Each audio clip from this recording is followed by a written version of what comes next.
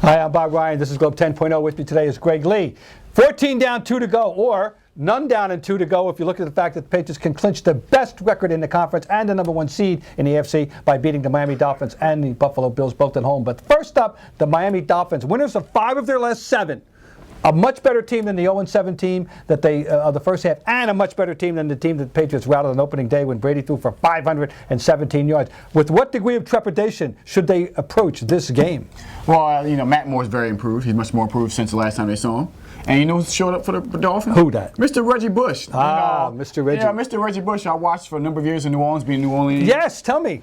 And Reggie Bush only on Sunday ran for 200 yards and did something that I saw one time he did in New Orleans when he ran for 100+ yards against New York in New York, running between tackles. He did the same thing in Buffalo in the snow for 203 yards against Buffalo. So this is the Reggie Bush that everyone wanted New Orleans to see, to be consistent, run between the tackles, and for the last 10 games, he's run for over 800 yards. Wow, and it's 3 straight 100s, 100, 103, and 203. Okay, the Dolphins, I think I wrote down some notes here. Moore was #1. He's a quarterback, although he's winning games. He's not bowling for prodigious yardage. He's not throwing for 300 or even 250 half the time. As a matter of fact, it's 171.5 yards per game, right. 88.7 rating, 12 TDs, 6 picks, but he seems to be, whatever that it is that a quarterback needs, he seems to have it, at least more than Chad Henne did. Well, the thing is, now he's being supported. A type of quarterback like Matt Moore needs to support a running game. Yeah. And now that he has a complimentary running game, he doesn't have to have the pressure to throw for 225, 250 a game. He can mix and